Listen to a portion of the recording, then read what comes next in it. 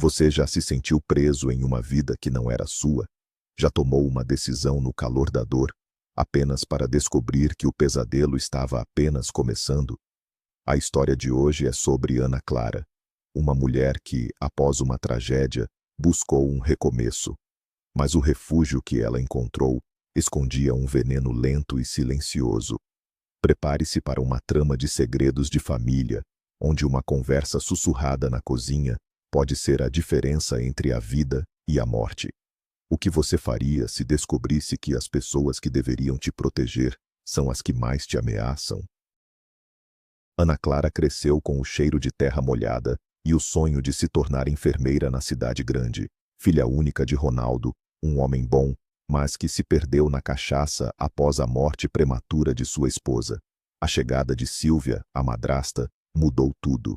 Sílvia era pragmática e via a fazenda não como um lar, mas como um negócio. E Ana Clara era sua mão de obra mais barata. Os sonhos da jovem foram trocados pela dura rotina na roça. A única luz em seus dias era Pedro, seu amigo de infância, o único que entendia o desejo ardente em seu peito de fugir daquele ciclo de trabalho e tristeza. Eles compartilhavam planos sussurrados à beira do riacho, prometendo um ao outro que um dia teriam uma vida diferente. Mas o destino, como sempre, tinha seus próprios planos cruéis e inesperados. O sol de Minas Gerais castigava sem piedade. O suor escorria pelo rosto de Ana Clara, misturando-se com a poeira que subia da terra seca. Cada golpe da enxada no solo duro era um eco de sua frustração. Da varanda da casa, a silhueta de Sílvia era uma sombra vigilante. A madrasta não precisava gritar. Seu silêncio era mais pesado que qualquer ordem. Ana Clara olhou para as próprias mãos, calejadas e sujas, e se perguntou se algum dia elas segurariam uma seringa, um prontuário, em vez de uma ferramenta agrícola. Seu pai, Ronaldo, estava em algum lugar perto do galpão, provavelmente abraçado a uma garrafa de cachaça, alheio a tudo. A esperança era um artigo de luxo que ela não podia mais se permitir. A fazenda, que um dia fora o seu paraíso de infância, havia se tornado sua prisão. E Sílvia era a sua carcereira implacável. A notícia da morte dos pais de Pedro, em um acidente de carro, abalou a pequena Vila Esperança. Mas foi a partida de Pedro que quebrou o coração de Ana Clara. Ele foi para o sul, trabalhar em obras, prometendo voltar, mas as cartas foram se tornando raras. Anos se passaram. Ana Clara, por um milagre nascido de uma rara briga entre seu pai e a madrasta, conseguiu fazer um curso técnico de enfermagem. Ela se dividia entre os cuidados com os doentes no posto de saúde da vila e o trabalho exaustivo na fazenda. Então, a tragédia bateu à sua porta. Um telefonema no meio da noite. O chevette verde de seu pai e Sílvia derrapou na estrada molhada. Ninguém sobreviveu. De repente, Ana Clara estava sozinha, dona de uma fazenda que ela nunca quis e de uma dor que parecia não ter fim. O mundo que ela conhecia, por mais duro que fosse, havia desaparecido para sempre. No velório, em meio aos abraços de condolências e ao cheiro forte de café e flores, ela o viu. Pedro. Ele não era mais o garoto magricela de seus sonhos. O tempo e o trabalho duro o haviam transformado em um homem. Seus ombros estavam mais largos, seu olhar mais profundo. Ele se aproximou, e o mundo ao redor pareceu desaparecer. Não precisaram de muitas palavras. Um único olhar bastou para que anos de saudade e sentimentos guardados viessem à tona. Ele a abraçou, e pela primeira vez desde a notícia da morte de seu pai, Ana Clara se permitiu chorar de verdade. Naquela noite, sentados na varanda da casa agora vazia, eles falaram sobre o passado, sobre as perdas, sobre os sonhos que haviam se perdido no caminho. A cachaça, herança maldita de seu pai, ajudou a afogar as mágoas. A noite fria, o álcool, a dor compartilhada e a saudade acumulada foram uma combinação perigosa. Gestos se tornaram carícias, palavras se tornaram beijos. Eles se entregaram um ao outro com a urgência de quem tenta preencher um vazio na alma. Foi confuso, desesperado, e por um momento, pareceu certo. Mas a manhã seguinte trouxe consigo a luz crua da realidade e o peso do arrependimento. Ana Clara acordou com uma sensação de vergonha. Pedro, ao seu lado, parecia distante, perdido em seus próprios pensamentos. Uma palavra errada, um orgulho ferido. Ele disse que precisava de espaço. Ela entendeu que ele estava fugindo. A conversa foi curta, cheia de mal-entendidos. Ele arrumou sua mochila e, antes do almoço, já estava na estrada novamente, deixando para trás um silêncio ainda mais ensurdecedor. As semanas que se seguiram foram um borrão de solidão. Ana Clara tentava administrar a fazenda e seu trabalho no posto de saúde, mas o peso da responsabilidade era esmagador. Foi nesse período que Vítor apareceu. Ele era de uma cidade vizinha, um rapaz simples, de poucas palavras, que a olhava com uma admiração quase canina. Ele começou a aparecer na fazenda com desculpas esfarrapadas, oferecendo ajuda para consertar uma cerca, para arar um pedaço de terra. Sua presença era calma, sem as complicações e a intensidade de Pedro. Ele não a fazia sonhar, mas também não a machucava. Era um porto seguro, ou pelo menos era o que ela queria acreditar. A insistência dele era gentil, e Ana Clara, carente de qualquer tipo de afeto, começou a ceder. Junto com Vítor, veio sua mãe, Dona Efigênia. Uma mulher pequena, de olhos vivos, e um sorriso que não alcançava o olhar. Ela visitava Ana Clara com frequência, trazendo pão de queijo e conversas cheias de elogios. Você é uma moça de ouro, Ana. Trabalhadora com sua própria terra. O meu Vítor é um rapaz de sorte, ela dizia. Dona Efigênia inspecionava a casa, o gado e a plantação com um olhar calculista que Ana Clara, em sua ingenuidade e tristeza, não percebia. Para ela, era apenas uma futura sogra interessada. Vítor era a sombra da mãe. Onde ela ia, ele ia atrás. As decisões, os planos, tudo passava primeiro pelo crivo de Dona Efigênia. Ana Clara, desesperada por uma figura materna, por uma família, ignorou todos os sinais de alerta. Sentindo-se abandonada por Pedro e pressionada pela solidão e pela gentileza calculada de Vítor e sua mãe, Ana Clara tomou uma decisão. Quando Vítor, em uma tarde de domingo, com um buquê de flores do campo nas mãos, a pediu em casamento, ela disse sim. Não havia paixão, não havia borboletas no estômago. Havia apenas o desejo de não estar mais sozinha, de ter alguém para dividir o fardo. A comunidade comentou. Alguns acharam rápido demais. Outros disseram que ela precisava de um homem para tocar a fazenda. Ninguém sabia do seu coração partido, da carta que ela esperava de Pedro e que nunca chegou. O casamento foi marcado. Uma cerimônia simples na igreja da vila. Ana Clara se sentia como uma atriz em uma peça que não havia escolhido. Foi 2 semanas antes do casamento que o mundo de Ana Clara virou de cabeça para baixo. Um enjoo persistente, um cansaço que não passava. Ela conhecia os sinais. Com as mãos trêmulas, fez o teste de farmácia. Positivo. A alegria inicial foi imediatamente sufocada pelo pânico. Ela fez as contas, 1, 2, 3 vezes. A data não mentia. O bebê que crescia dentro dela não era de Vítor, era de Pedro, fruto daquela única noite de dor e saudade. O chão pareceu sumir sob seus pés. Como ela poderia se casar com um homem carregando o filho de outro? O segredo era uma brasa queimando em seu peito, ameaçando consumir tudo. A honestidade era seu único caminho, mas ela temia que a verdade a deixaria, mais uma vez, completamente sozinha. Com o coração na boca, ela chamou Vítor para conversar. Sentados na cozinha, enquanto o sol se punha, ela contou tudo. A voz falhou, as lágrimas vieram, mas ela não escondeu nada.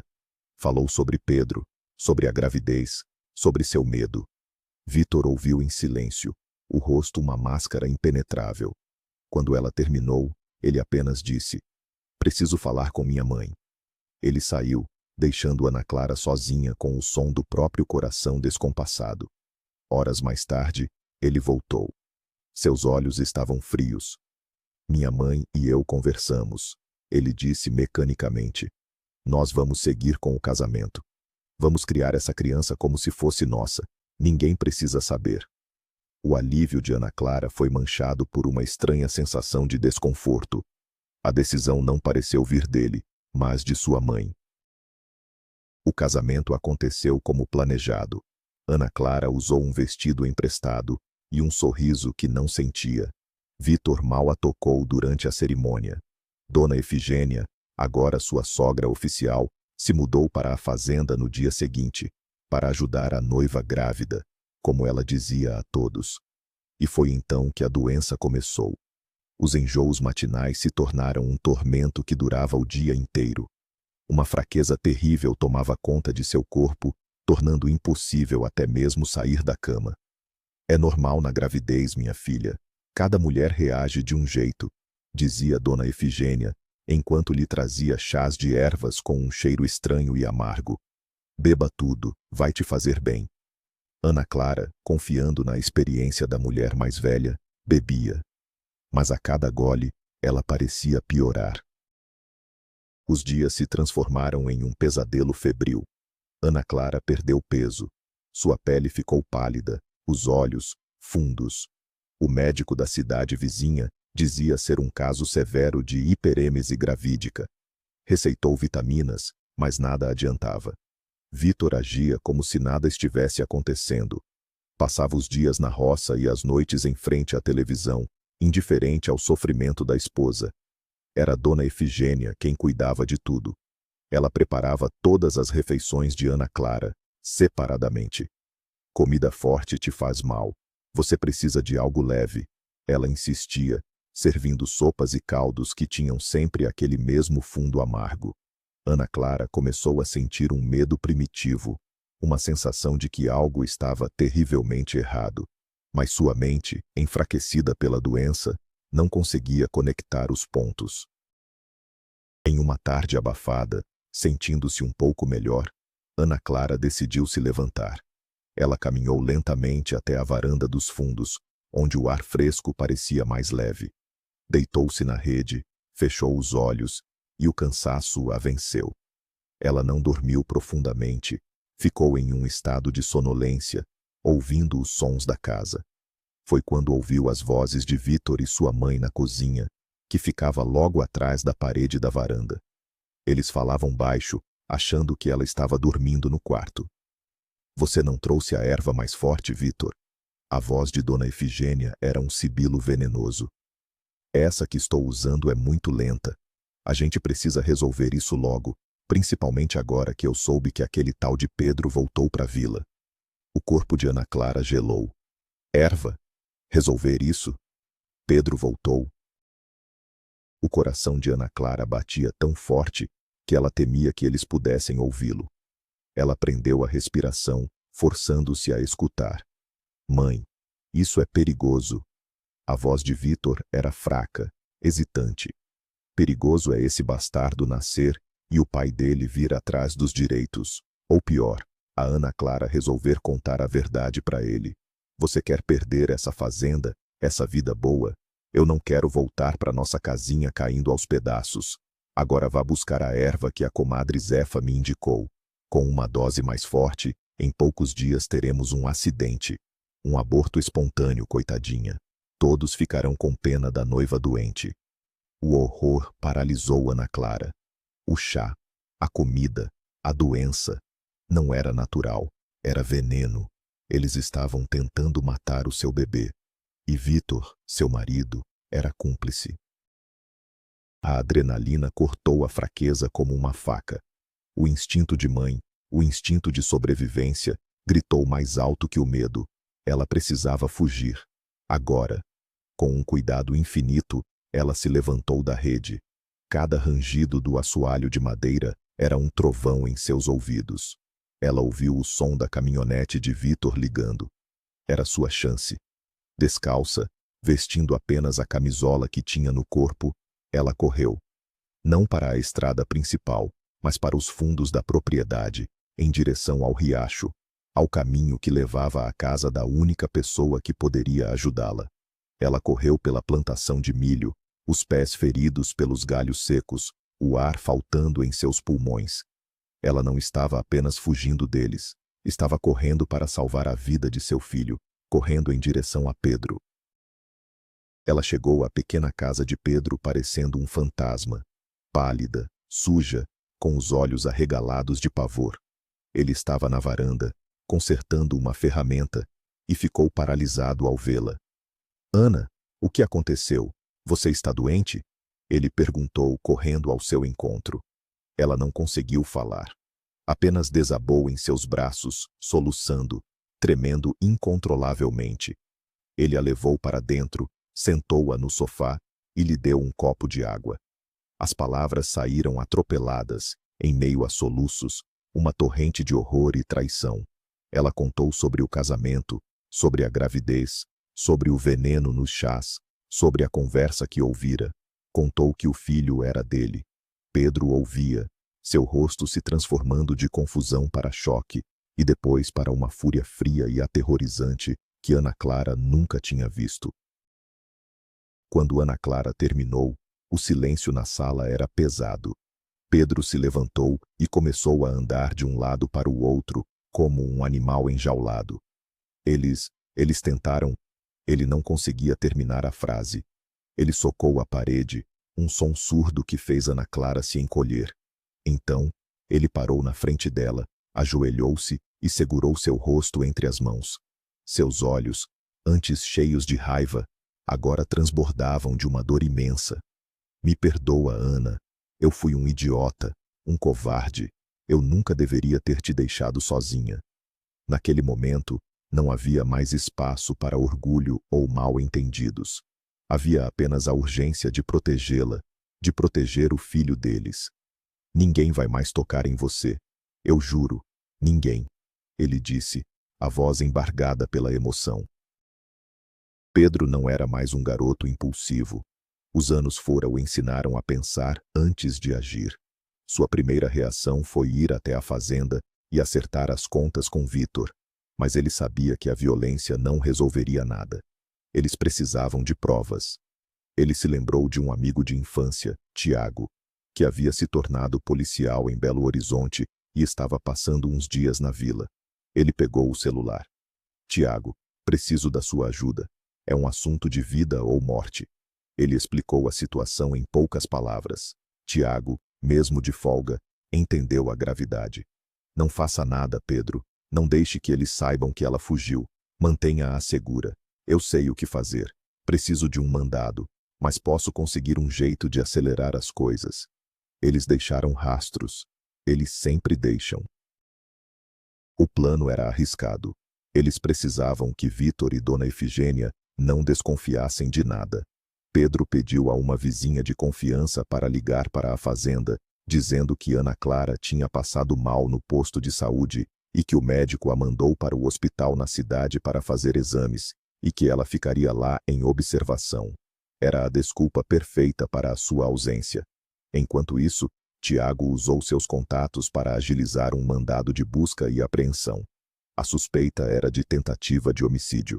A pequena delegacia da região se mobilizou. A tensão na casa de Pedro era palpável. Ana Clara, agora segura, finalmente sentiu o peso do que havia acontecido. Ela dormiu por horas, um sono exausto, enquanto Pedro a vigiava, o rosto sombrio pela preocupação. No dia seguinte, ao amanhecer, 2 viaturas da polícia chegaram discretamente à fazenda. Pegaram Vítor e Dona Efigênia de surpresa. A busca começou. Na cozinha, encontraram um pequeno saco de tecido escondido no fundo de uma lata de farinha. Dentro, uma erva escura e de cheiro forte. No quarto do casal, dentro da bolsa de Dona Efigênia, mais da mesma erva. Mas a prova crucial estava na caminhonete de Vítor, jogada no chão do passageiro. Um maço de ervas frescas, idênticas às encontradas na casa, enrolado em um jornal. Vítor, ao ser confrontado, desmoronou. Culpou a mãe, disse que foi ideia dela que ele foi coagido. Dona Efigênia, por sua vez, permaneceu fria como gelo, negando tudo, chamando Ana Clara de ingrata e mentirosa. A notícia se espalhou pela Vila Esperança como um incêndio. A história da noiva doente, do marido prestativo e da sogra cuidadosa se desfez, revelando uma trama monstruosa de ganância e crueldade. As mesmas pessoas que sentiam pena de Ana Clara agora a olhavam com uma mistura de horror e admiração por sua coragem. Vítor e Dona Efigênia foram levados para a delegacia sob os olhares chocados da comunidade. A fazenda, antes uma prisão, agora era um lugar silencioso, um cenário de crime. Ana Clara, acompanhada por Pedro, foi prestar seu depoimento. Falar tudo em voz alta, para os policiais, tornou a experiência ainda mais real e aterrorizante. Mas ao sair da delegacia, de mãos dadas com Pedro, ela sentiu um alívio imenso. O pesadelo havia acabado. Os meses seguintes foram de cura. Ana Clara entrou com o pedido de anulação do casamento. O processo legal contra Vítor e sua mãe foi longo e desgastante, mas a evidência era esmagadora. As ervas foram analisadas e confirmadas como um potente abortivo, tóxico em doses elevadas. Pedro não saiu do lado dela um só instante. Ele assumiu a administração da fazenda, mostrando um talento inesperado para a terra. Ele cuidava de Ana Clara com uma ternura que curava as feridas da alma. Eles conversaram muito sobre o passado, sobre seus erros, sobre o medo que os separou. Lentamente, a amizade de infância se transformou em um amor maduro, fortalecido pela adversidade. A barriga de Ana Clara crescia, um símbolo visível da vida que eles lutaram para proteger. Dona Efigênia foi condenada a uma longa pena de prisão. Sua frieza no tribunal chocou a todos. Vítor, por ter colaborado e por sua clara manipulação pela mãe, recebeu uma sentença menor. Para Ana Clara, a justiça era apenas um detalhe. A verdadeira vitória era a paz que ela sentia, a segurança de seu lar. Ela voltou a trabalhar no posto de saúde, onde foi recebida como uma heroína. Sua história, contada em sussurros, se tornou uma lenda local. Um conto de advertência sobre a ganância. A fazenda, antes um lugar de sofrimento, floresceu sob os cuidados de Pedro e Ana Clara. Eles plantaram flores no jardim, pintaram a casa e encheram os cômodos vazios com risadas e planos para o futuro. Numa noite quente de verão, a bolsa de Ana Clara estourou. Pedro a levou para o hospital na cidade, dirigindo com um cuidado infinito, o rosto pálido de ansiedade e excitação. Após horas de trabalho de parto, o choro forte de um bebê preencheu a sala. Uma menina. Perfeita, saudável e forte. Ana Clara chorou de alívio e felicidade ao segurar sua filha nos braços. Pedro, ao lado dela, tinha os olhos marejados. Ele tocou o rostinho do bebê com o dedo, maravilhado. Ela é a sua cara, Ana. Ele sussurrou. Ela tem os seus olhos, os olhos mais corajosos que eu já vi. Naquele momento, todas as dores, todos os medos, todas as traições do passado se dissolveram. O futuro estava ali, pequeno e rosado, em seus braços. Eles a chamaram de Vitória, um nome que representava tudo o que haviam superado. A volta para a fazenda foi um momento de pura alegria. A casa estava decorada com balões e uma faixa de Bem-vinda Vitória. Os amigos e vizinhos vieram trazer presentes e celebrar a nova vida. Ana Clara, com sua filha nos braços e Pedro ao seu lado, olhou para a varanda onde, meses antes, seu pesadelo havia começado. Agora, era apenas um lugar banhado pelo sol, onde sua filha um dia daria os primeiros passos. A vida tinha um jeito estranho de fechar círculos. A dor a havia tornado mais forte. A traição a havia ensinado a confiar em seus instintos. E o amor, o verdadeiro amor, a havia encontrado quando ela menos esperava. Alguns meses depois, em um dia ensolarado, Pedro levou Ana Clara e a pequena Vitória para a beira do riacho. o mesmo lugar onde, anos atrás, eles compartilhavam sonhos de adolescentes. Ele tirou uma pequena caixa do bolso. Não era um anel de diamante, mas uma aliança simples, de prata, que ele mesmo havia feito. Eu sei que já passamos por mais coisas do que a maioria dos casais passa em uma vida inteira. Ele começou, a voz um pouco trêmula.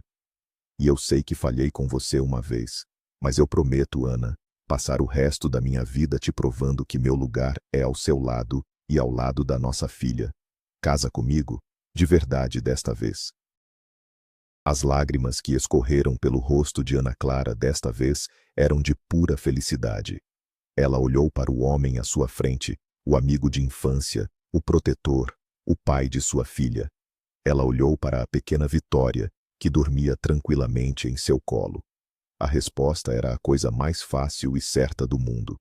Sim, ela disse com a voz embargada.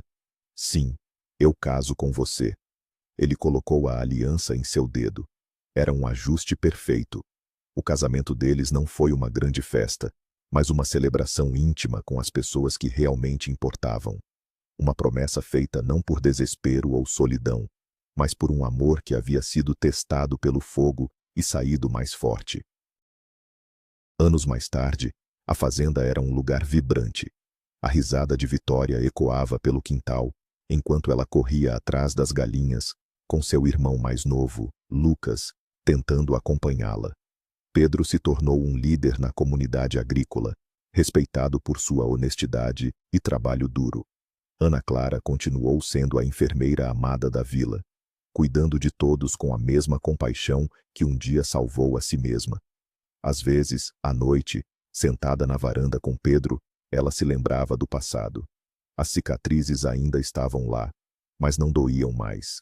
Eram um lembrete de sua força, de sua resiliência e de que, mesmo na escuridão mais profunda, uma pequena fresta de luz é suficiente para encontrar o caminho de volta para casa.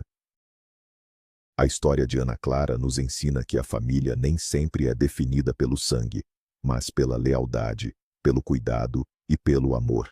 Ela encontrou sua verdadeira família, não no casamento arranjado pela ganância, mas nos braços do amigo que voltou e na força que descobriu dentro de si mesma para proteger seu bem mais precioso. Ela aprendeu da maneira mais difícil que a confiança é um presente frágil e que o mal pode se esconder atrás do sorriso mais doce e do chá mais reconfortante. Sua jornada foi de uma vítima assustada a uma sobrevivente corajosa, uma mãe leoa que lutou contra o veneno para dar à luz a sua maior vitória. A casa, antes um símbolo de opressão e depois de traição, tornou-se um verdadeiro lar. As ervas que um dia foram usadas para o mal foram substituídas por um jardim de hortelã, cidreira e camomila, cujos chás agora serviam para acalmar cólicas de bebês e aquecer corações em noites frias. O ciclo de dor foi quebrado e substituído por um ciclo de amor e cuidado. A fazenda não era mais uma prisão, mas um santuário, a prova viva de que é possível replantar a esperança no solo mais árido e colher um futuro de felicidade. Ana Clara, Pedro, Vitória e Lucas eram a prova de que o amor, quando verdadeiro, pode curar as feridas mais profundas e transformar um campo de batalha em um jardim. O passado nunca desaparece completamente, mas podemos escolher como ele nos afeta. Ana Clara escolheu transformar sua dor em sabedoria e seu medo em coragem. Ela ensinou a seus filhos o valor da honestidade, da bondade e, acima de tudo, a importância de ouvir a própria intuição. A história da conversa na cozinha se tornou um segredo de família, uma lição sombria guardada para ser contada apenas quando eles tivessem idade para entender. Mas o legado principal não era a história da traição, mas a história da superação. O legado de uma mulher que, encurralada e envenenada, não se rendeu. Ela se levantou, correu, lutou e venceu. E ao fazer isso, ela não apenas salvou seu filho, ela salvou a si mesma. E assim, a vida de Ana Clara, que quase foi destruída pela ganância e pela traição, floresceu em algo lindo e forte. O grande ponto de virada foi aquele momento de horror na varanda, quando uma conversa sussurrada revelou uma verdade mortal. Ela usou essa verdade não para se vingar, mas para se libertar e proteger a vida inocente que carregava. A maior lição é que, por mais desesperadora que a situação pareça, sempre existe uma escolha. A escolha de lutar, de confiar nas pessoas certas e de nunca, jamais, subestimar a força de uma mãe. Muito obrigado por acompanhar esta história emocionante até o fim. A jornada de Ana Clara é um poderoso lembrete de nossa própria resiliência. Se você se emocionou com essa história de superação, por favor, deixe o seu like, se inscreva no canal para não perder mais nenhum relato e compartilhe sua opinião nos comentários. A sua participação é muito importante para nós. Agora, eu gostaria de deixar uma pergunta para você. Se estivesse no lugar de Ana Clara, você teria tido a coragem de contar a verdade para Vitor antes do casamento?